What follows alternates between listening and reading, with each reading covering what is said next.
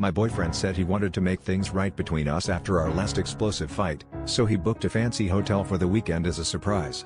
We barely spoke during the drive, tension so thick I could cut it with a knife. The whole time, he kept glancing at his phone, and I kept replaying our argument about trust and late nights out. I tried to convince myself this was his way of making amends. But when we checked in, the front desk clerk beamed and congratulated him on his honeymoon. My stomach dropped. He laughed it off, said there must be a mix-up, and squeezed my hand like he was trying to keep me from unraveling.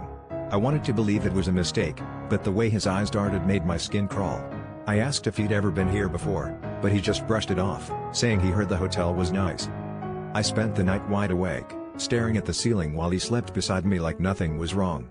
In the morning, I found a handwritten note addressed to the happy couple slipped under the door. The name on the envelope wasn't mine. My heart hammered as I realized he'd been here before, and not for business like he always claimed. Images flashed through my mind, his late-night texts, the perfume on his shirt, the way he always showered as soon as he got home. I confronted him, and at first he denied everything, but the panic in his eyes gave him away. Turns out, he'd married someone else last year in Vegas, a woman he still saw on business trips. He claimed I was the one he really loved and begged me to stay, but I was done being his secret. What hit me hardest wasn't the cheating, it was how much I wanted to believe his lies, how desperately I clung to the fantasy that he could change. I walked out of the hotel, finally choosing myself over the thrill of being chosen second.